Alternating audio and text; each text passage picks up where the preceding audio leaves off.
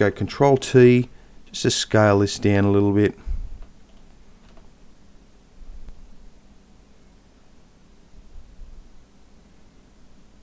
Something like that's fine, and we're just going to do the same process again and try and find a nice layer mode that's going to make it work nicely. I think an overlay on the light color is going to work.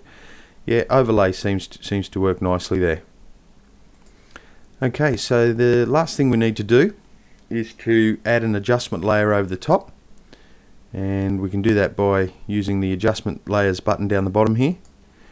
And we're going to use a brightness and a contrast overlay or adjustment layer, and we're going to contrast it up and just maybe bring the brightness down just slightly, something like that.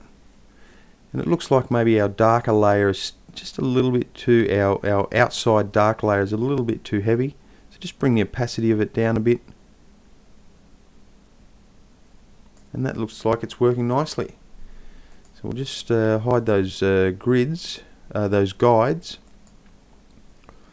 and I think that's going to work for what we need.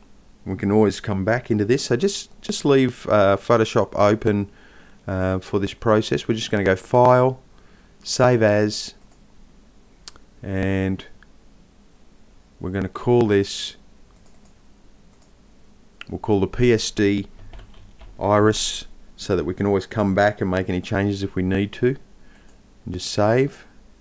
And then we're going to File, Save As, a TGA, Iris TGA, go OK. 24 bits is fine, we don't need any transparency. And now we'll switch back over to 3D Max, bring up our material editor,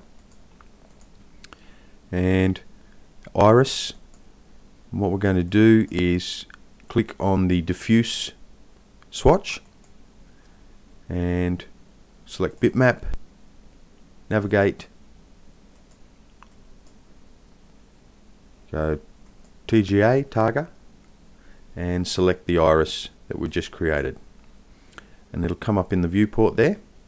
You can start to see how that highlight is going to work on with that extra detail.